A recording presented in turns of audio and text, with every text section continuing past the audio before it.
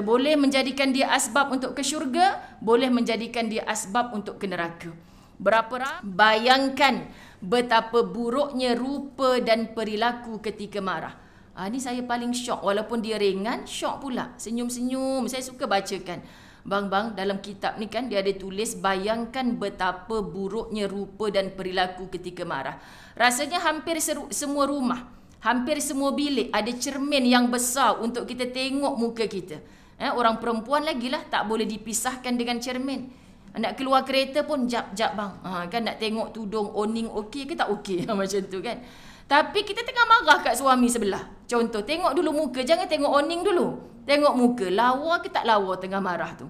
Allah, sahabat-sahabat, ustazah jangan kata gitu. Memang buruk sungguh muka kita kalau tengah marah. Tapi muslimat dirahmati Allah, bila kita duk selfie nak tunjuk kumpul berapa like tu dekat handphone kita, dekat Facebook kita, pernah tak selfie ketika marah? Rasa-rasa lah kan? Macam tak pernah je ustazah. Tengah marah ni, marah-marah. Tiba-tiba orang kata, jom selfie. Senyum pula. Tadi marah. Tiba-tiba boleh senyum. Sebab tu bila kita tengah marah, jangan tengok handphone.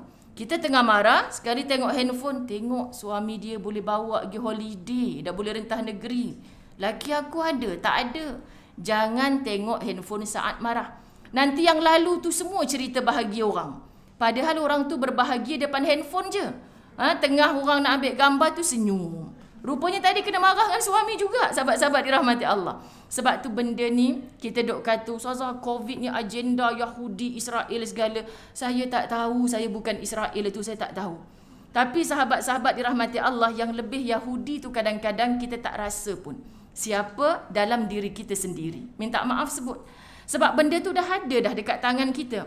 Kita boleh menjadikan dia asbab untuk ke syurga, boleh menjadikan dia asbab untuk ke neraka. Berapa ramai ibu-ibu yang tak datang ke masjid dalam tempoh pandemik, mendapat ilmu dalam pengajaran online, sahabat-sahabat muslimin muslimat, kerana ilmu yang kita dapat di hujung jari. Tapi berapa banyak setan punyalah berusaha sungguh-sungguh untuk menggagalkan hati yang semakin naik bertemu dengan Allah. Nak dekat dengan Allah sekali, 10 kali dia gagalkan. Sekali, bagus rupanya solat qabliyah ba'diyah ni. Mulai zuhur ni aku nak buat, ya Allah. Ada je setan nak gagalkan.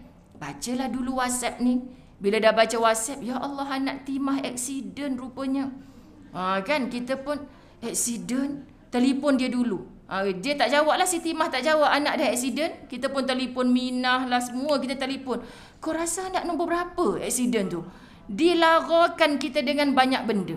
Akhirnya kita tak sempat dah nak qabliyah ni, dah pukul 3 petang dah zuhur. Contoh, lepas ni nak keluar pula. Kita pun solat 4 rakaat. Tengah solat tu, patah kaki ke patah tangan anak si Timah ni. Allahu Akbar, sahabat-sahabat dirahmati Allah kan. Kita akui benda tu berlaku kan, ibu-ibu dirahmati Allah. Berlaku. Sebab tu macam mana nak khusyuk perbuatan kita sendiri. Solat itu berat illal khasyiin, kecuali bagi orang-orang yang khusyuk. Masya Allah, khusyuk ni cuba tanya Kak Wah dekat Mekah. Sagilah dia nak gerak ke Mekah ni, dekat Madinah, cuba tanya. Hang tunggu azan baru pi ke? Ataupun pi dulu baru azan? Dekat Mekah Madinah aku memang tunggu azan. Bilal duduk kat rumah, kita dah duduk iktikaf. Masya Allah. Kenapa dekat sini kita tak boleh? Belum azan lagi, tak apalah, jawab dululah WhatsApp. Ustazah Zai, sahabat-sahabat dirahmati Allah, terasa diri ni. Sebab apa? Sebab saya bertugas bawa jemaah segala. Kita awal. Kadang-kadang, cik jom balik, nanti maghrib kita datang balik. Tak maulah ustazah, daripada asar ni sampai kisyak cik nak duduk. Ya Allah, tahan cik, tak kentut. Tak ustazah, pelik kalau kat sini tak kentut. Kat Malaysia asyik kentut je, tu jawapan dia. Jadi nak sebut apa? Sebab hatinya mahu.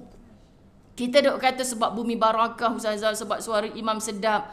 Sahabat, sebenarnya yang pertama dan utama sebab kita mahu. Allahu Akbar. Kita mahu. Cuba kalau kat sini kita, ya Allah, aku nak pergi Mekah, duit aku tak cukup lagi. Dah lah lepas pandemik ni bertambah mahal pula.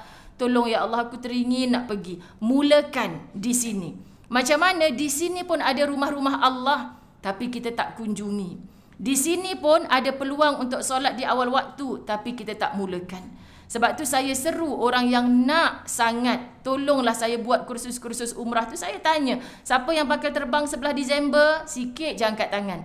Siapa yang bakal terbang dengan Ustazah 29 Januari? Beberapa orang angkat tangan. Siapa yang langsung tak ada tarikh? Angkat tangan. Saya kata jom tepukan gemuruh untuk yang tak ada tarikh ni. Kenapa? Sebab belum tahu lagi bila nak pergi, tak mampu lagi nak daftar tapi mendengar ilmu. Semoga Allah melihat kesungguhan dia untuk sampai ke sana. Sahabat, bila rezeki datang, lah Ustazah saya tak kursus lagi ni. Tak timbullah isu macam tu. Sebab benda kesungguhan tu dah ada dalam hati. Ini istilah saja sahabat-sahabat, satu tamsilan yang Ustazah lihat dalam masyarakat. Kita nak tapi kita tak menuju ke arah itu. Sekarang kita nak hentikan marah sahabat-sahabat dirahmati Allah. Jom kita pandang. Bayangkan betapa buruknya rupa dan perilaku ketika marah. Orang yang sedang marah tidak ubah, tak sanggup nak sebut ni. Orang yang sedang marah tidak ubah seperti anjing yang sedang menyalak. Okey? Saya bila baca cerita ni, ya Allah, aku ni rasa macam comel sungguh dah duduk depan cermin. Tapi kitab kata macam anjing yang sedang menyalak. Buruk benar rupanya. Kita kalau dengar bunyi anjing, tak tengok lagi muka anjing menyalak ni. Rimas lah Ustazah, nak pindah rumah lah. Ramai sangat Cina duduk belanjing kat sini. Menyalak aje.